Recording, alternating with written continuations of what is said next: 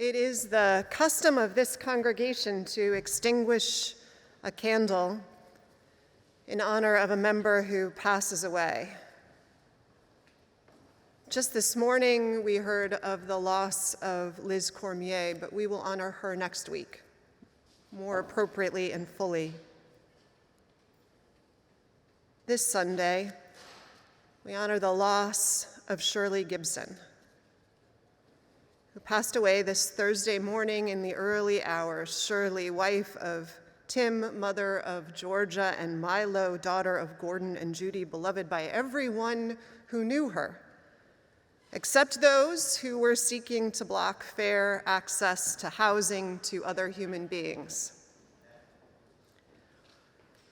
Shulee died after a long, long battle with cancer. She was our Reiner Award winner last year for those who take their values valiantly out into the world beyond these walls to sow them into the common good. Most of us saw her last at the installation just almost exactly 1 month ago. She was a radiant human being, the kind we cannot ever stand to lose, and certainly not sooner than absolutely necessary. Though the candle, symbolic of her earthly life, is extinguished, please join me after I say her name to remember that her spirit and the blessings of her memory and the ripples of her life and work and love is forever present by saying presente. Shulee Gibson, presente. Well, welcome to increasing numbers of family and friends and special visitors, some from as far as Argentina, it turns out, already this morning among those I've met. Welcome to the First Unitarian Universalist Society of San Francisco. I'm Vanessa Southern. I'm the senior minister. I'm very lucky to be leading worship this morning with Carmen Barsody, who many of you know, but some don't. Carmen is not only a worship associate, but the co-founder of the Faithful Fools Ministry in the Tenderloin, a street-level community that is committed to the practice and reflection around our connections to one another's humanity and what that calls us to do and be more fully in the world. And we drafted Liz Strand to help us out this morning, since the service has lots of moving parts. And there were others who helped make this happen. Jim Valent, who I also conscripted this morning, who helped prepare the altars with candles again, so that if you feel moved anytime in the service, please feel free to come up and light one. We are lucky to have our incredible tech crew making Sunday possible, our coffee hour hosts, and our musicians, many of whom are familiar, who are going to be bringing to us solos this morning. We have, of course, Reiko Odelaine, who's lifted us into worship this morning on the organ, and Bill Ganz, who is here on piano to lead us in songs throughout the morning. But we want to thank Nancy Munn and Brielle, Marina, Nielson, and Leandra Ramm, and Ben Rudiak-Gould, and Richard Fay, all singing for us this morning, and Boris Lieberman, who is joining us on the guitar. So a rich Sunday of worship made possible by so many people. I want to just remind everybody, you all are wearing your masks, thank you. You're all fully vaccinated, so I hope that gives you some level of comfort. We just ask you keep your masks on throughout the service. Carmen and I will be taking our masks off. We're antigen tested as of this morning, so for the sermon and the reflection, we'll take our masks off as our COVID advisory team continues to feel comfortable lessening the restrictions. Our singers, our soloists, are with us here in the sanctuary this morning, and they will be singing maskless too, with lots of distance and doors open and air filters. But if any of you feel like you need to move back or even up into the organ loft to feel more safe or comfortable, please do whatever you need to do to feel safe. Since we can't guarantee anyone's safety, we want to make sure that you take full comfort and responsibility in however you are able to be present here in worship. And we're just grateful that you're here. And to our live stream community, we're grateful that you're here too, joining us. Hope we'll get to see you in some form in person sometime soon. This service this morning is coming at a time of year when in the pagan community it has been believed for centuries that the veil between the living and the dead is thinned for a while and kind of permeable, with the celebration of Samhain last week.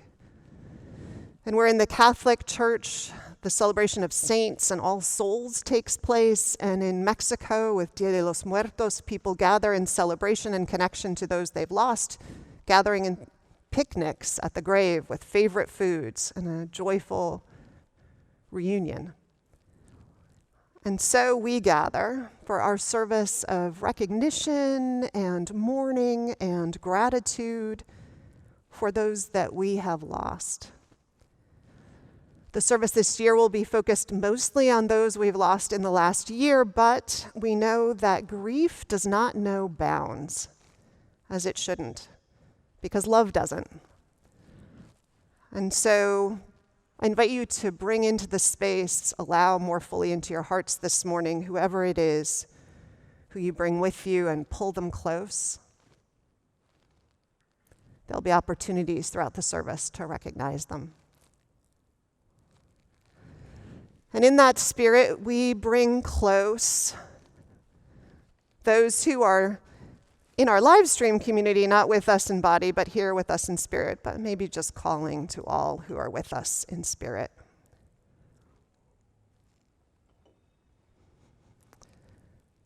As we begin worship together. So one more thing. We'll hum the hymns. If COVID continues to show good signs of abating, we will increasingly have more freedoms comfortably. So this morning we'll hum everything, but we'll sing the last hymn, just so you have a little preview of liberation. So our first hymn, which will be hummed here but sung at home, is the one that Reiko gave us a preview of. It's hymn number 324, Where My Free Spirit Onward Leads. I invite you to rise in body or spirit, or do whatever you need to enter in joyfully as we celebrate the opening music together.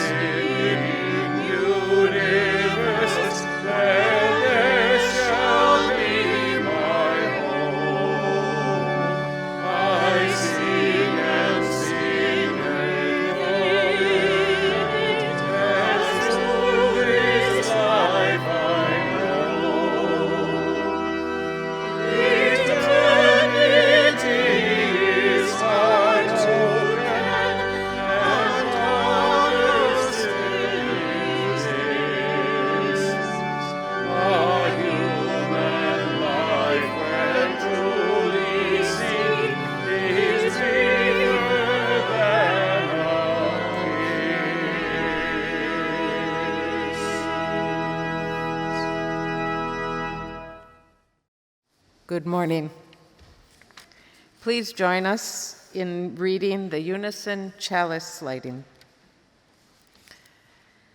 We light this chalice for the light of truth, the warmth of love, and the fire of commitment. We light this symbol of our faith as we gather together. Good morning. I am Carmen Barsody, a worship associate here at UUSF. Thank you for joining us, and you can follow along in the order of service, which is available in the description of this video and also is emailed to everyone who receives our newsletter, which you can get by signing up through a link to connection form that is in the order of service and video description.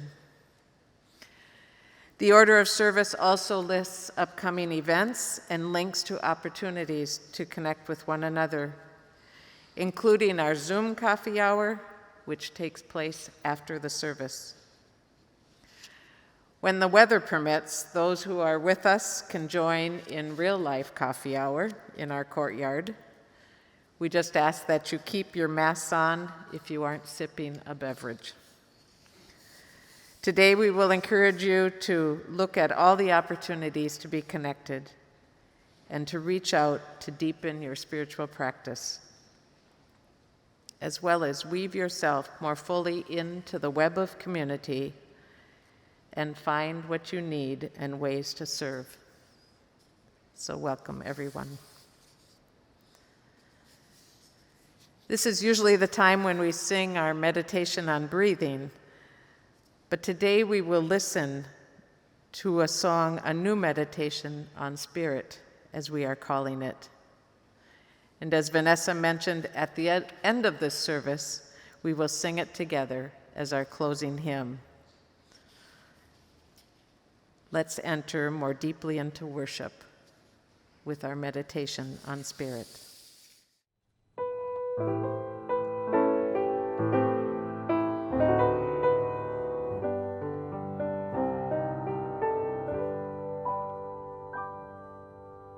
Let's say goodbye with a smile, dear, just for a while, dear, we must part.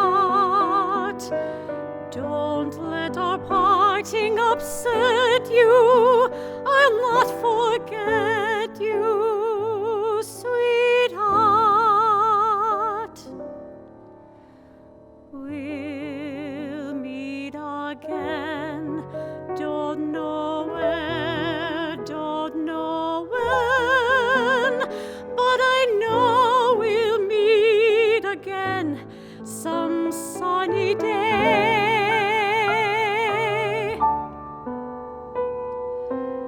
Keep smiling through, just as you always do, till the blue skies drive the dark clouds far away. So will you please say hello to the folks that I know? Tell them I won't be long.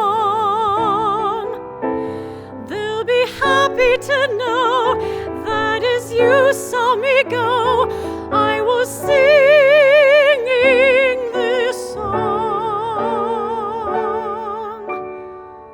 We'll meet again, don't know where, don't know when,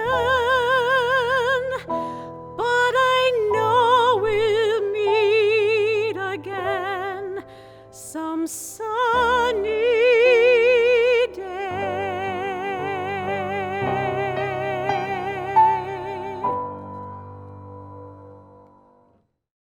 So we are a community not bound by a creed, by a statement of belief, but by the promises we make to each other about how we will be in this religious venture and adventure together. In that spirit, let's say the words of some of those promises that are printed in your order of service. Join with me in saying our covenant. Love is the spirit of this church, and service is its prayer. This is our great covenant, to dwell together in peace, to seek the truth in freedom, and to help one another.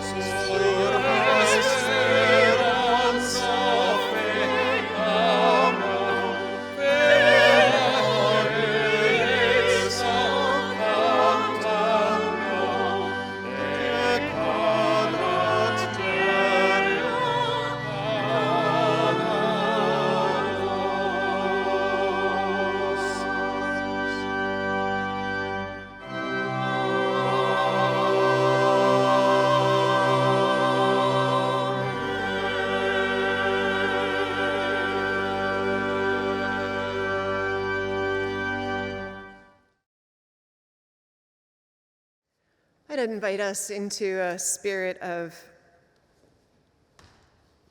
meditation.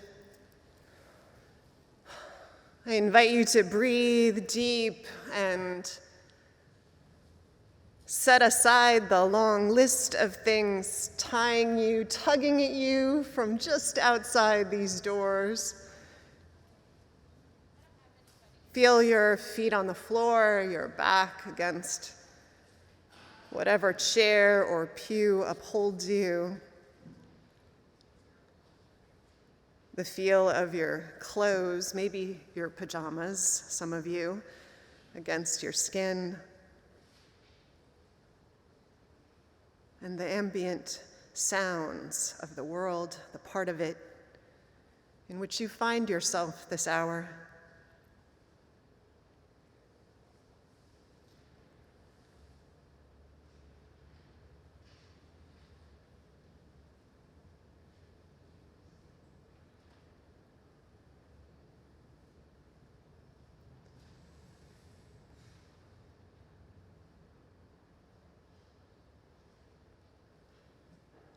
We draw deep into this season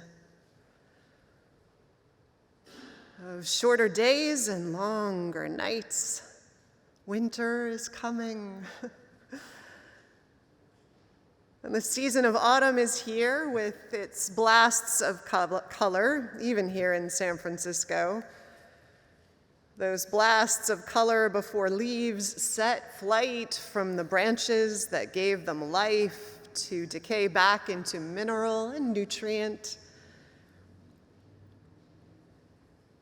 The season tailor-made to reflect on the autumn places in our own lives,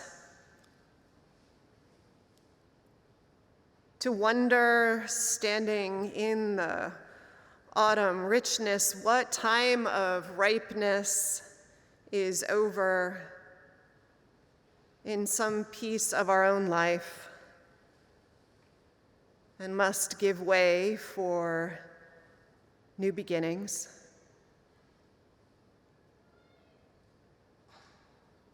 Who has fallen? Earth to earth, ashes to ashes, life born and lived and released back from life.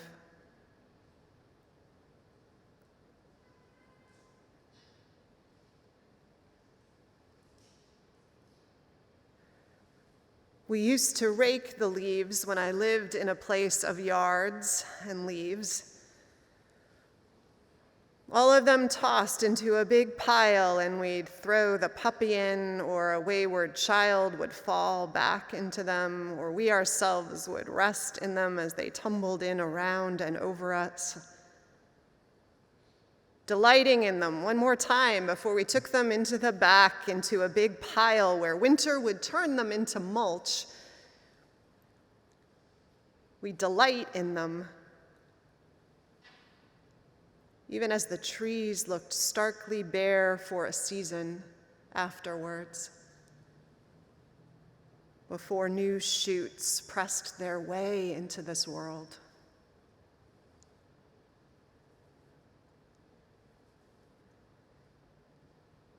In life, there is all of this too.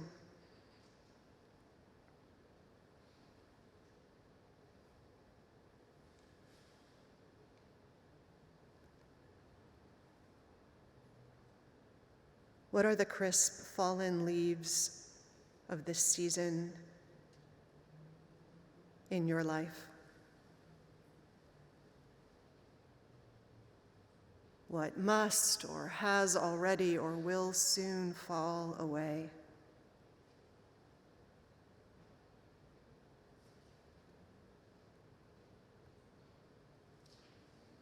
How can you delight in what it is or has been?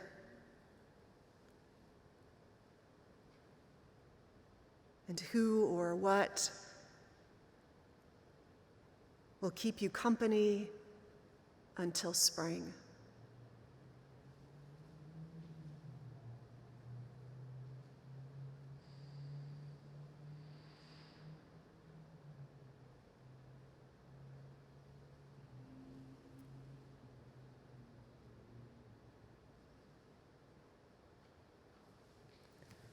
Bless all of our autumns.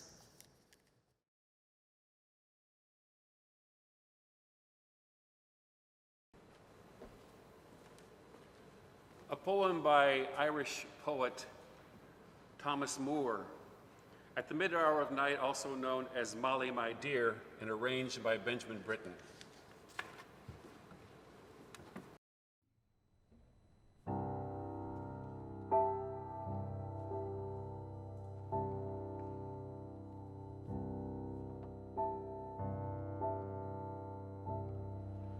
At the mid-hour of night, when stars are weeping, I fly to the lone vale we loved, when life shone warm in thine eye.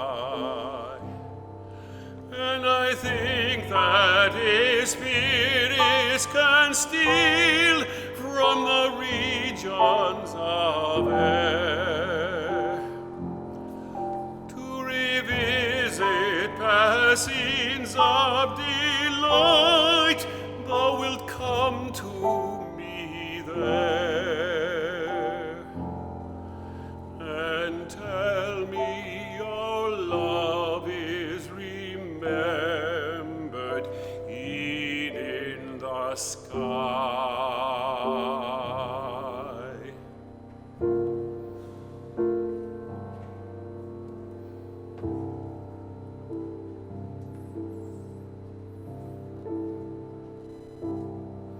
Then I'll sing the wild song which once was rapture to hear, when our voices both mingling rose like one on the ear, and as echoes far off through the vale my sad orison rolls.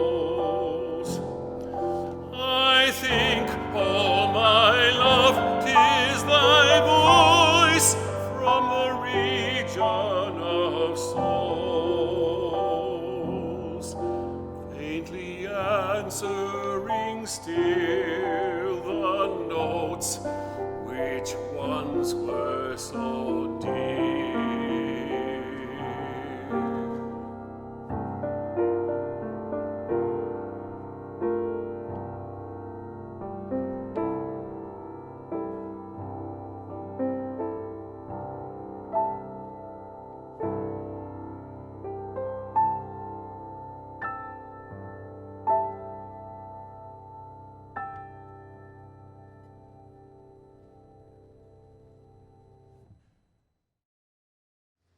Grief.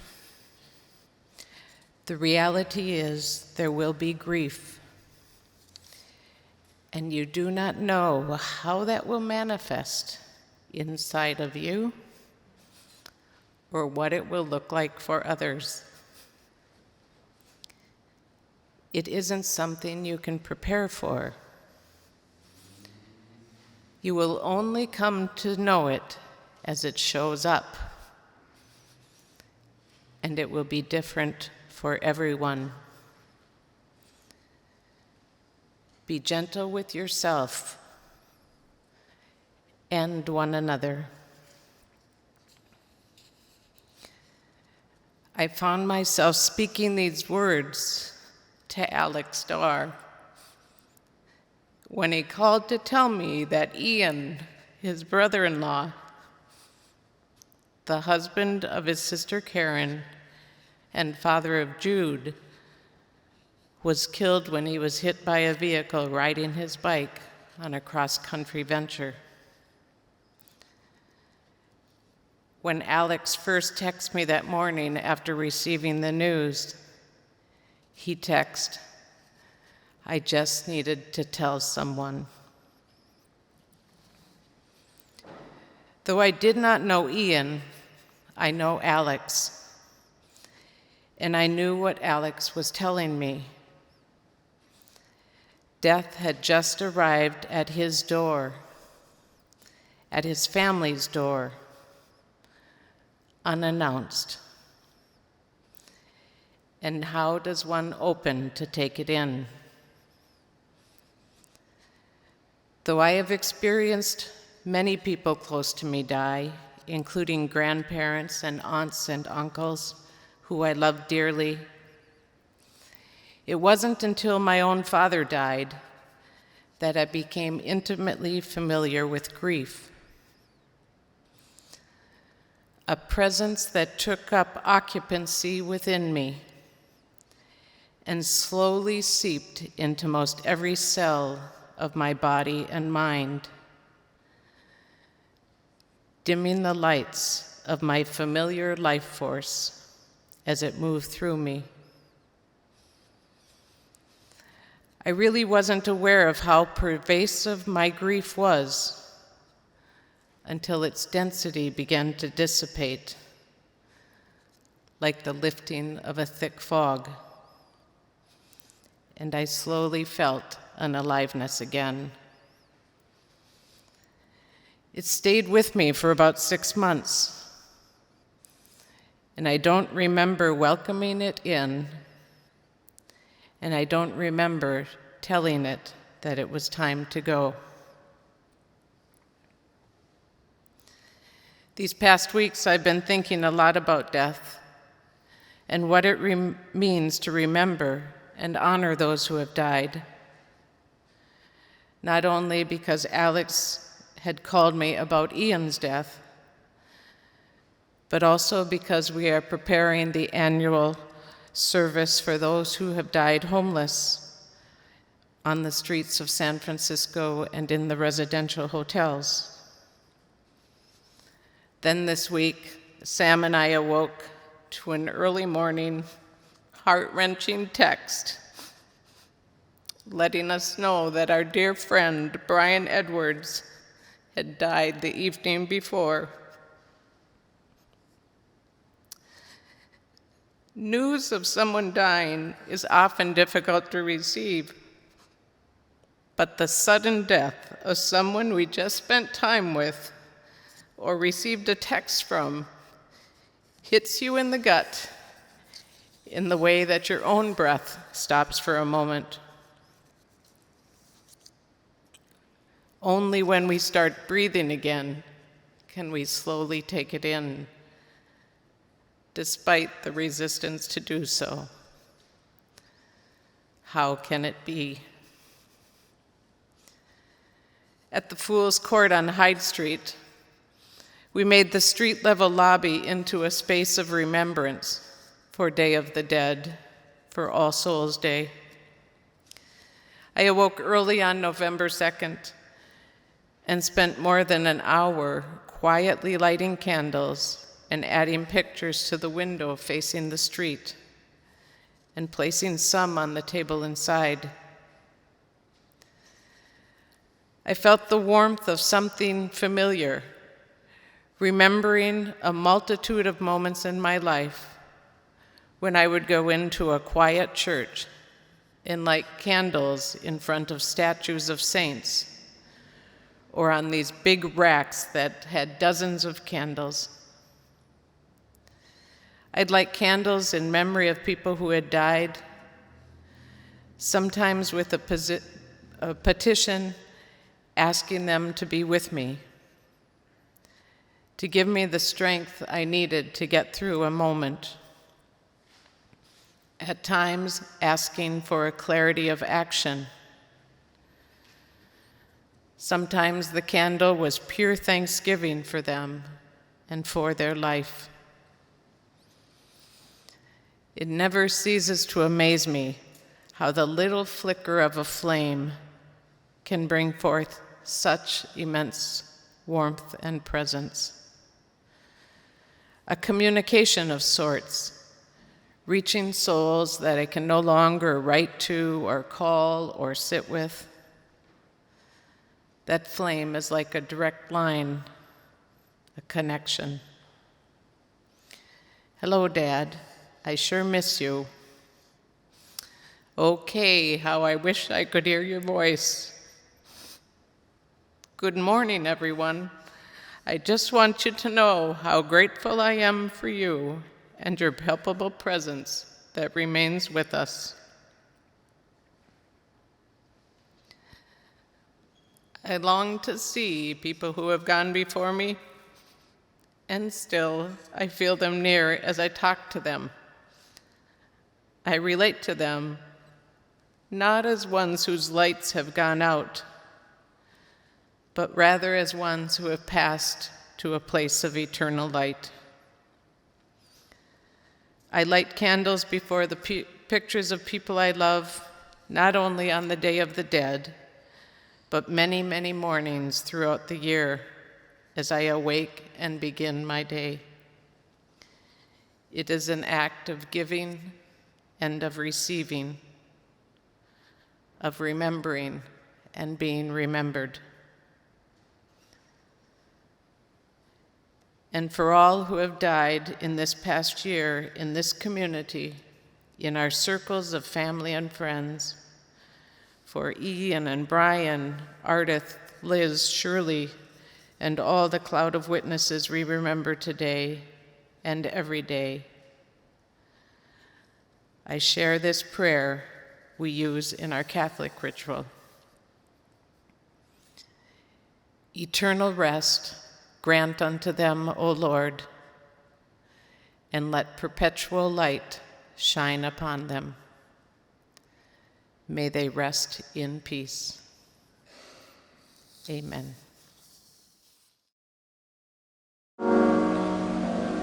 I'm always chasing rainbows, watching clouds drifting by.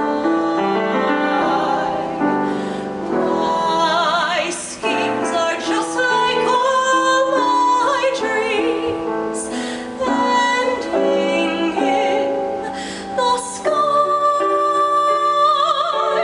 Some fellows look and find the sunshine.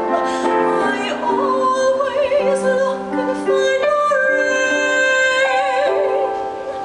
Some fellows make a winning sometimes. I never even make a game. Believe me, I'm always chasing rainbows,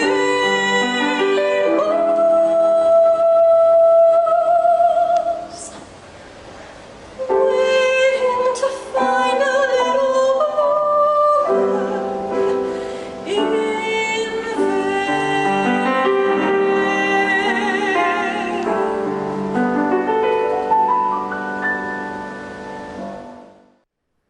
These last 2 years have been complicated ones for the work of grieving. Traveling to the places where loved ones are sick or dying has at times been impossible, as has been visiting hospitals or nursing homes. Even services impossible for much of the time. So we've adjusted, we've found other means and rituals, Zoom, memorial services, some deciding simply to scatter ashes, some delaying services till they can happen the way the loved one wanted them to. All these ways we have tried to find to move through grief and loss, made so much harder. Grief, as Carmen pointed out, is always complicated and has its own pace.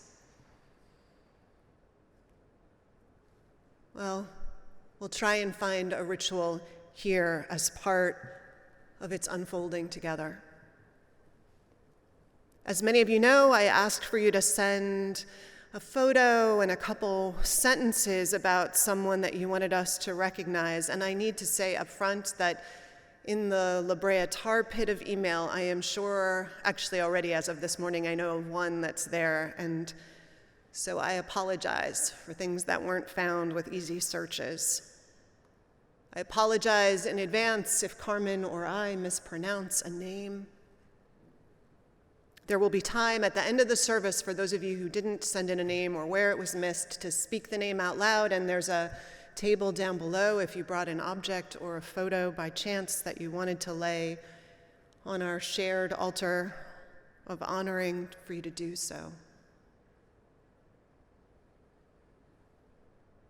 And throughout the service, after we read the name of the person who is lost for the last time, we just ask you to join us in calling them here, present in spirit, by saying with us, presente.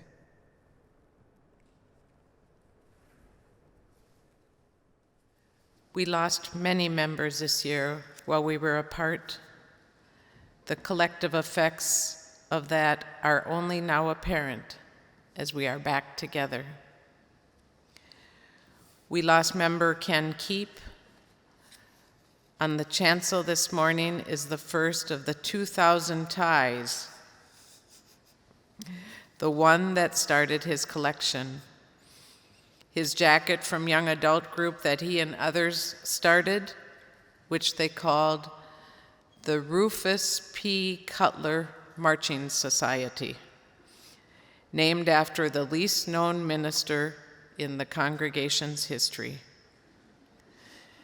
Beloved for his smile and good humor, known at a distance by his Hawaiian shirts, keenly felt in his absence as part of the welcoming squad that would make church home. Can keep presente. Ardith Fortier, mother of Carrie Steer Salazar, died at home on October 25th. She was 92. Ardith was a beloved mother to 6 children and 5 grandchildren, one of the founders of the Grant Pass Oregon Unitarian Fellowship back in the early 1950s, and a longtime member here who sang in the choir and loved to sit and watch Reiko play the organ. Ardith Fortier, presente. Bill Wise was born in 1940 in New York State. A chemist by training, Bill worked in an Army laboratory in Colorado during the Vietnam War and discovered the UU Church there. When he moved to San Francisco, he joined this church. The church held weekly folk dances, and it was in the Thomas Starr King room that Bill met Angie. They danced together. They found they not only loved dancing, but also hiking and camping and each other. Bill and Angie were married, and their son Douglas was born in 1979. In his career, Bill was ultimately promoted to chemist in charge at the USDA. In his retirement, life included Bill and Angie's active and omnipresent life here, where their vibrant partnership became part of the backdrop to their life and ours. Bill passed away on August 17th with his wife and son beside him. Bill Wise, presente. Ruth Elizabeth McIntyre was born in 1934 on a seventh-generation farm in Pennsylvania, where she learned a down-to-earth work ethic, a spirit of care and cooperation and community.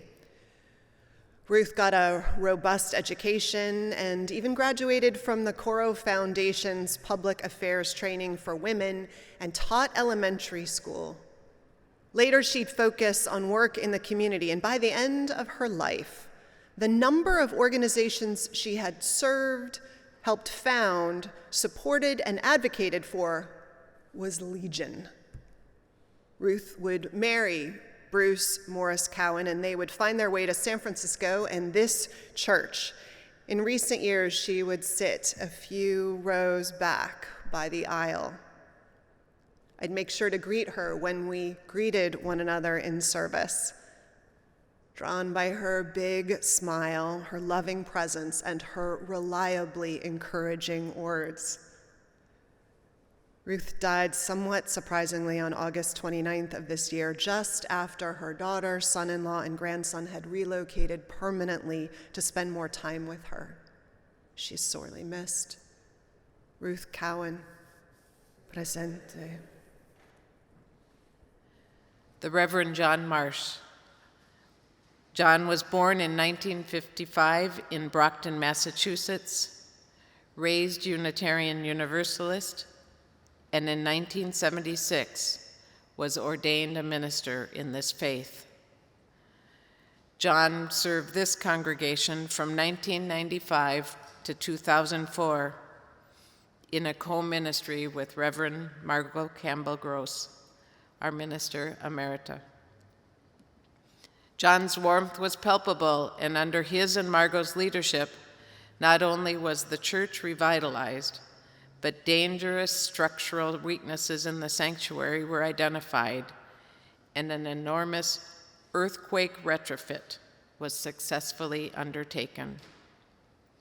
John was serving the UU congregation in New Haven, Connecticut, and recovering from a stroke when he died on June 6th of this year.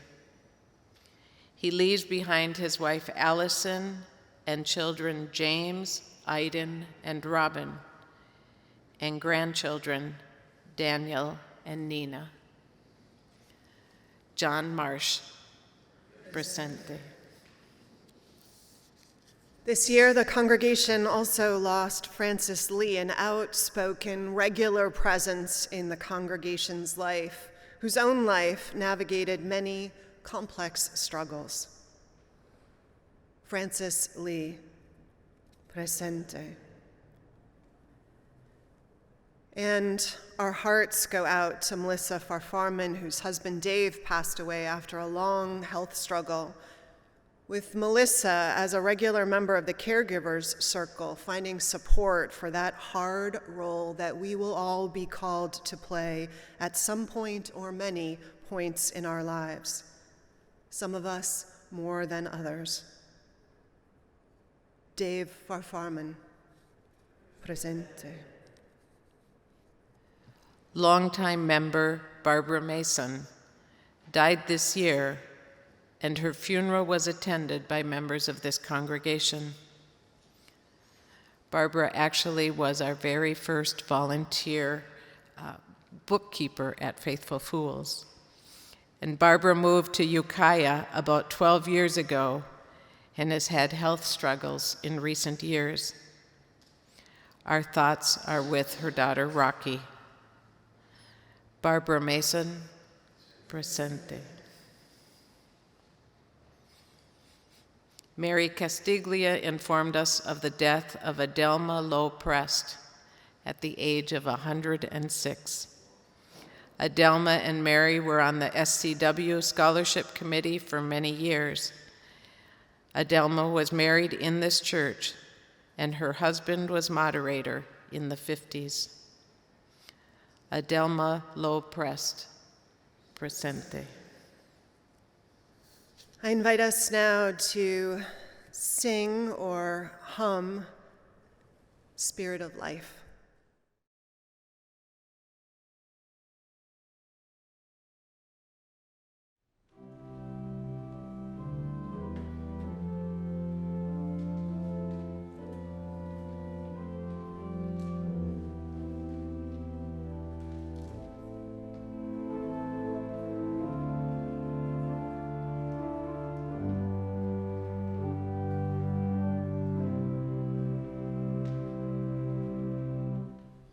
Spirit of life, come unto me. Sing in my heart the stirrings of compassion.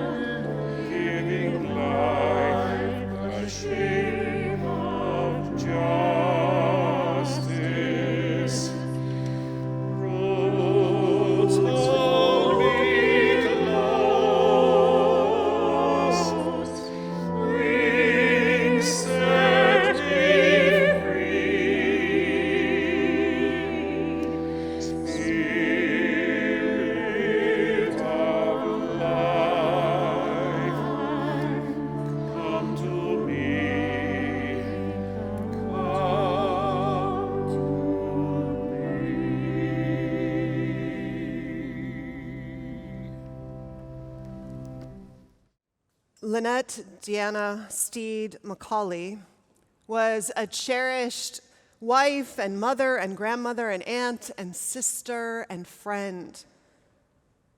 She passed away on April 17th last year. Lynette was retired from Kaiser Permanente after a 42-year career as a leader in healthcare information management, and yet the medical establishment failed her in heartbreaking ways. Her legacy of strength and resilience lives on in her daughter Christina and grandsons Liam and Sterling. However, our offering this morning is taken in her honor. In her honor, we're supporting the Black Women's Health Imperative.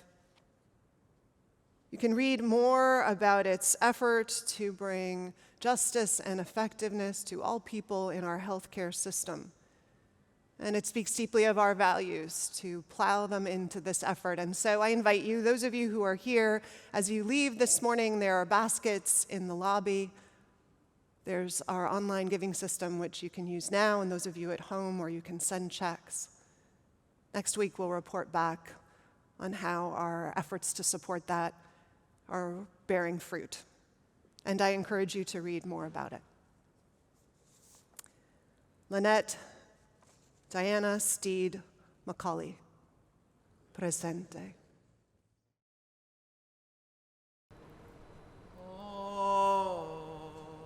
De mi llorona, llorona de azul celeste. Ay de mi llorona, llorona de azul celeste. Y aunque la vida me cueste, llorona, no dejaré de quererte, no dejaré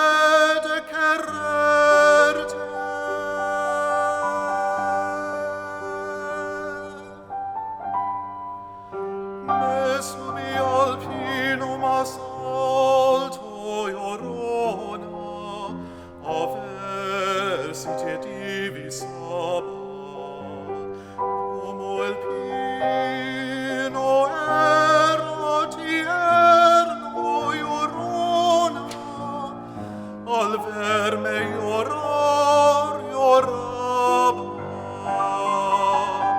Ay de mí, llorona, llorona, llorona de azul celeste. Ay de mí, llorona, llorona, llorona de azul celeste.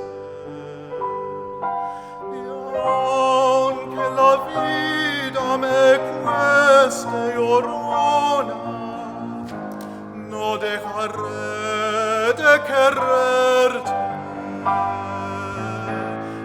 Aunque la vida me cueste, llorona, no dejaré de quererte. No dejaré de quererte. No dejaré de quererte. Ay, ay, ay, ay.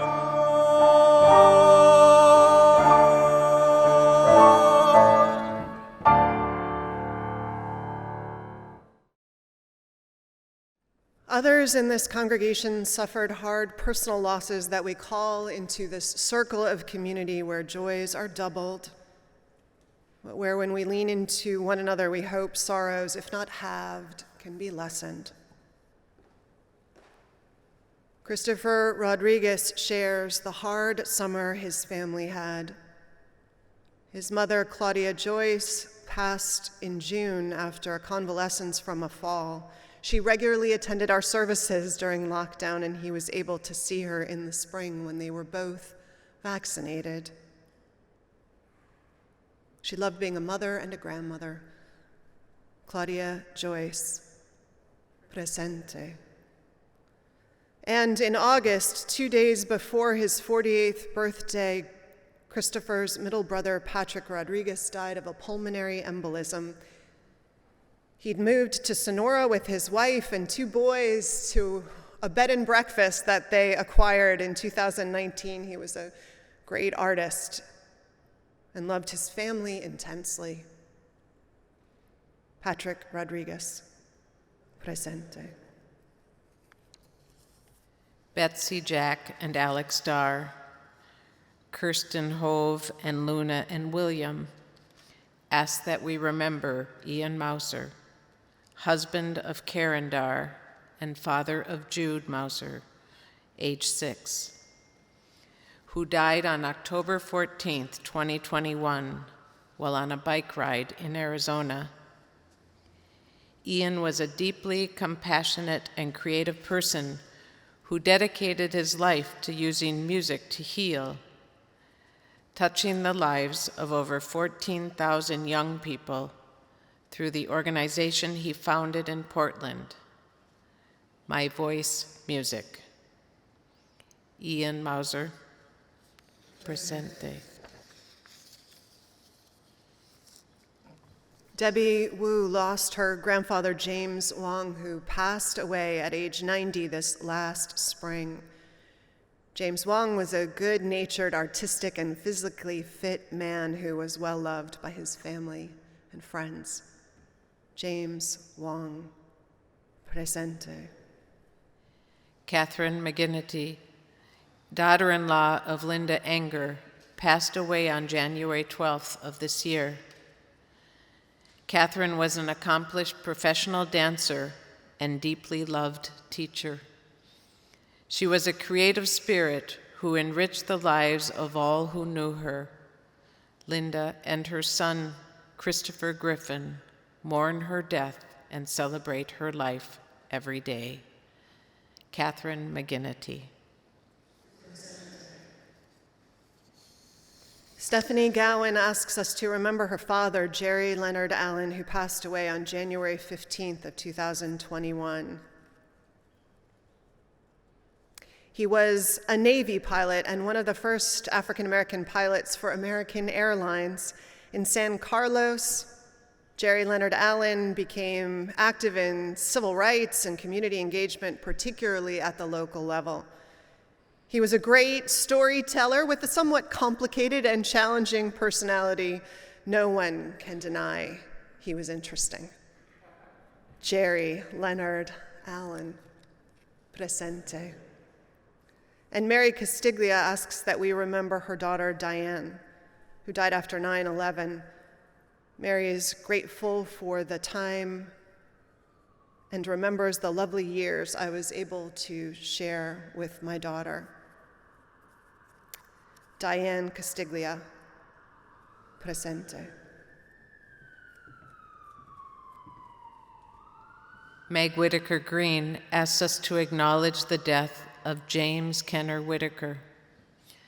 James was an attorney at law, but more importantly, the former husband of Meg and father of Hillary, Courtney, and Kimberly. James died June 2nd, 2021 in Indiana. Nicknamed the Gov, he died surrounded by family. James Kenner Whitaker, presente. Also significant to the Whitaker family was the death of Reverend Ron Cook this past July. Ron was a UU minister and professor at Starr King School for the Ministry for many years, until 1978. Ron lived and died in the house he designed and built in Big Sur that was a refuge that he provided for Meg's family for many years. Ron was the adult male who was present for Meg's daughters, who had an absent father. Meg writes, for his love and his constancy, Ron Cook, presente. Carrie Parker asks that we remember her stepmother, Thea Park of Prescott, Arizona, who passed away rather suddenly back in March. I miss her almost daily. She's just not there at the other end of the phone line anymore. Thea Park, presente. The ripples of loss echo back into time and space. Marty Vanderlyn asked us to remember his father, grandfather of Vanessa Vanderlyn, Justin D. Vanderlyn, and also to remember Vanessa's mother, Patricia Post. The photo on the altar was taken during happier times at Lake Tahoe. Justin Vanderlyn and Patricia Post, presente. And we call into this space the Reverend Kay Jorgensen, who was social justice minister of this congregation, co-founder of Faithful Fools and of Up on Top after-school program, steward of street-level experiential learning. Kay found a way to acknowledge the illusionary walls that separate human beings. Her work affirmed that embodied justice and compassion can happen on a daily basis, quietly, personally, emotionally, and with the highest standards of humanity. Her spirit lives on in all who take up that work and the spirit of presence. Kay Jorgensen, presente. Jean Uhas, the sister of Nancy Noah Bear, passed away on November 26, 2019. She was known for her loving and generous spirit and her fabulous sense of humor. She made friends wherever she went and always had a good time. Jean Uhas, presente. Kristen Stevens asks us to remember Doug Coates, good friend and ally. You'll be greatly missed, Doug Coates, presente. Our two most recent losses, intimate ones, for Carmen and for Vanessa. In Goa, India, on October 29th, Naomi Nirmala Mascarenas Jimenez passed away. Naomi was a force of life, outspoken, the founder of India's first design magazine, a reporter for the Times of India, a lover of history and culture, and a storyteller par excellence. She was also a source of unconditional love. Her family misses her greatly. Naomi Nirmala Mascarenas e Manesis. Presente. And on November 3rd, San Francisco lost Brian Edwards. Brian, who centered his life in struggling in solidarity with folks on the streets, who worked closely with the Coalition on Homelessness, Faithful Fools, and other organizations, anything to ensure folks on the street got their needs met. Brian was a larger-than-life personality with a wicked sense of humor, a sharp analysis, and a nose for sniffing out injustices, which he never left alone. His biggest quality, however, was his heart, which he wore unapologetically on his shirt sleeves and which was enormous. Some people live a hole so big you'd think the world would fall in around them when they're gone. We've lost a few of those this year. Brian Edwards, presente. And thanks to some careful notes by members of our pastoral care team, Gino Fortunato, we know of other losses you have mentioned. Not exhaustively, they include that Sue Anthony and the loss of her brother David this year, Laura Davis, who lost her brother Hamilton, Dennis Adams, who lost his mother Anita, and Gino himself, who lost his cousin Erna McCready and close friends Robert Macario and Daryl Legasson. For these named, we call out presente, and recognizing that all of you, many of you, may have names they wish to call in this space and in this hour. We ask you to speak them aloud or write them in the chat. When we are done, we will say words of blessing and call them present in this space. Please say the names of those you would like to recognize and honor.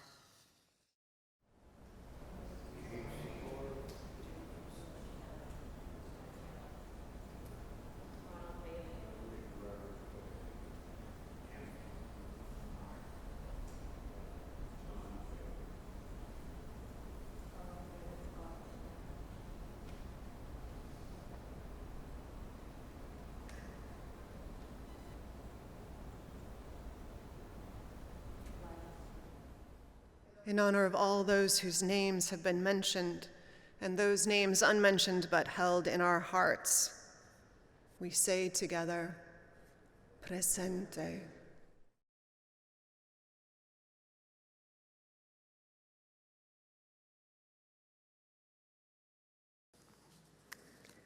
Let's sing together or hum Spirit of Life.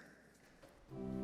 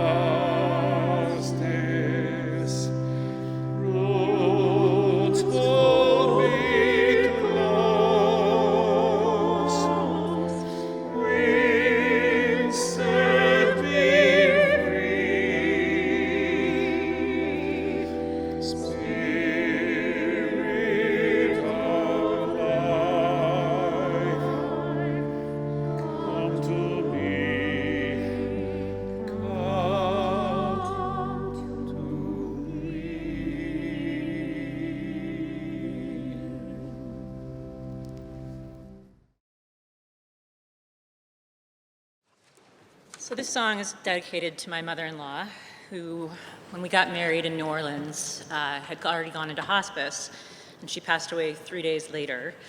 So our New Orleans wedding turned into a wedding and a funeral. His Aunt Stella, her sister and best friend, introduced me to the song Biloxi by Jesse Winchester. She said that she and Trista used to dream that he wrote that song about them when they were playing in the Gulf. It's bittersweet, but mostly beautiful, and our daughters are named Trista and Stella after them.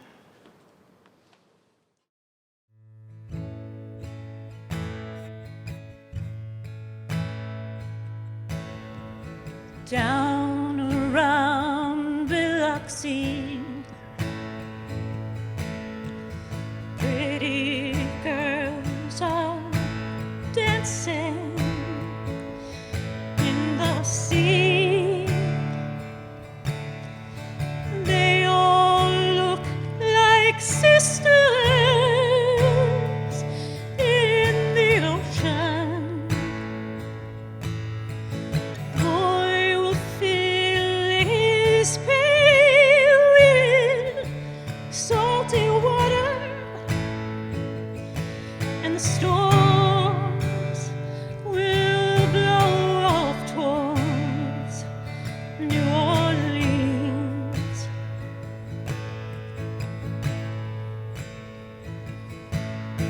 The sun shines on Biloxi. The air is filled with vapors from the sea. The boy will dig a pool beside the ocean. He sees creatures from his dreams under the water, and the sun will set off towards New Orleans.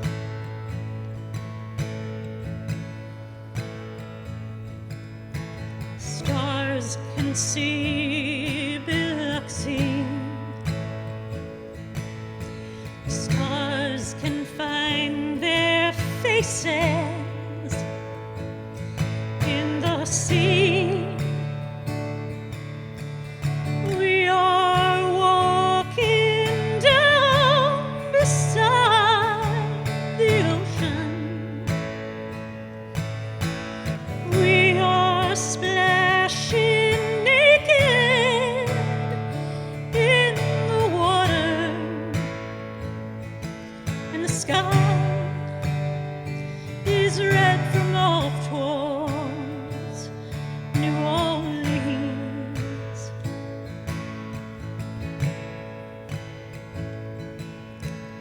Down around Biloxi,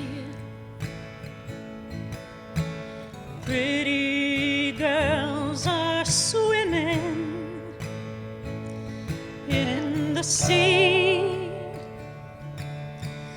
They all look like sisters in the ocean. Boy will fill his pail with salty water, and the storms will blow off towards New Orleans.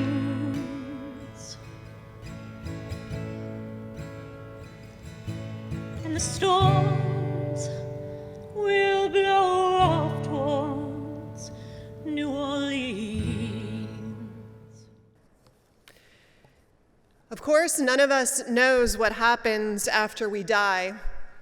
David Eagleman, a neuroscientist, wrote a book that maybe some of you read years ago called SUM, S-U-M, 40 Tales from the Afterlives.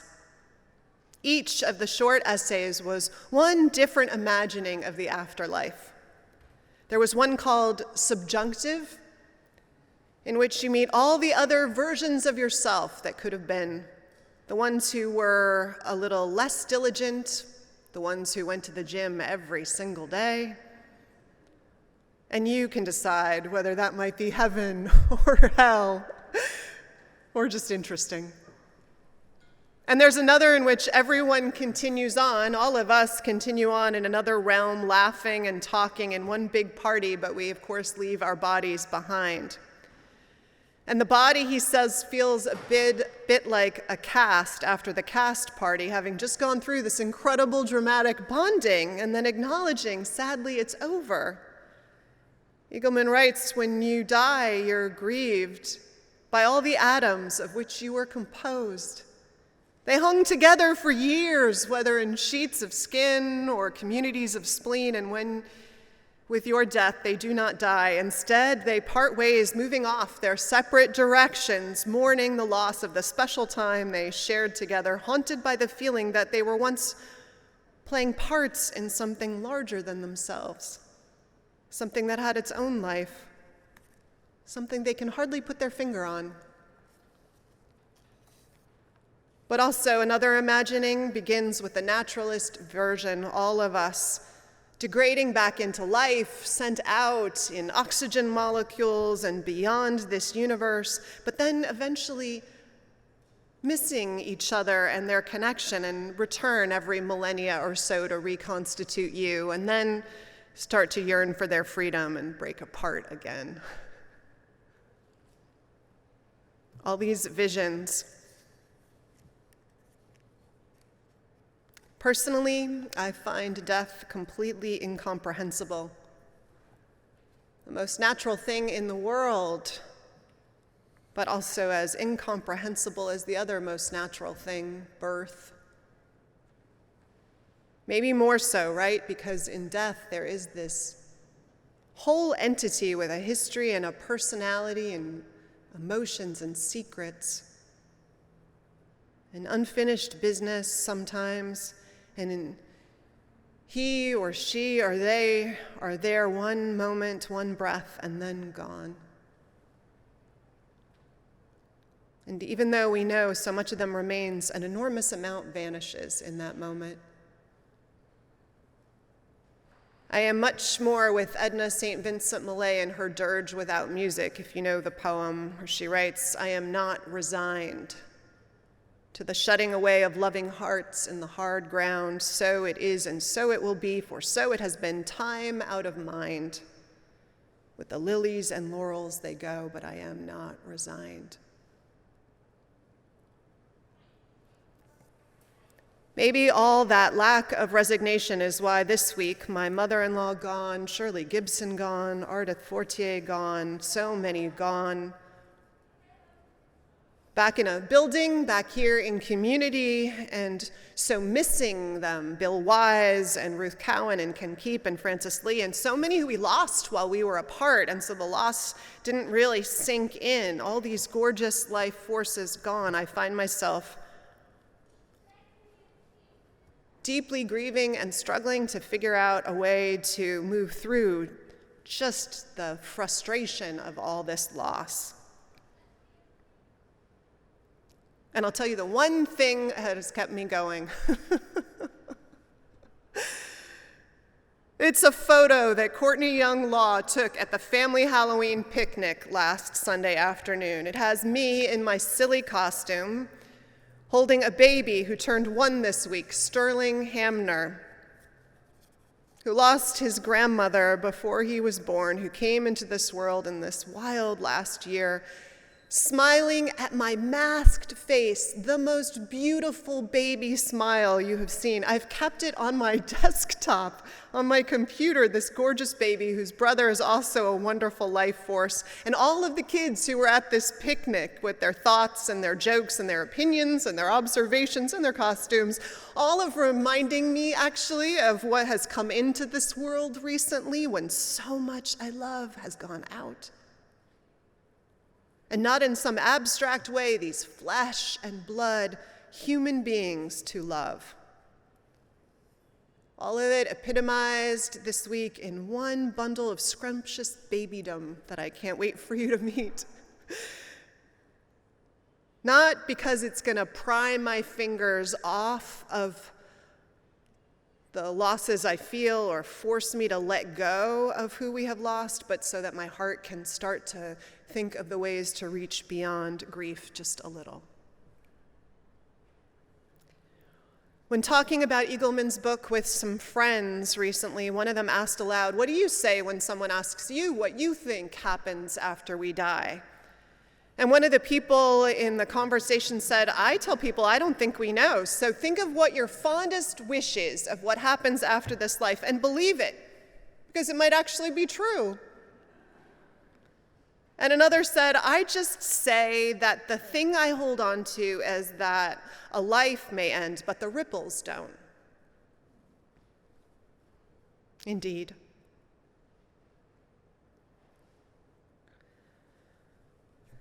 UU Kenneth Collier perhaps put it best when he wrote, "I do not know where we go when we die, and I do not know what the soul is, or what death is, or when or why. What I know is that the song once sung cannot be unsung, and the life once lived cannot be unlived, and the love once loved cannot be unloved." In other words, a life may end, but its ripples do not.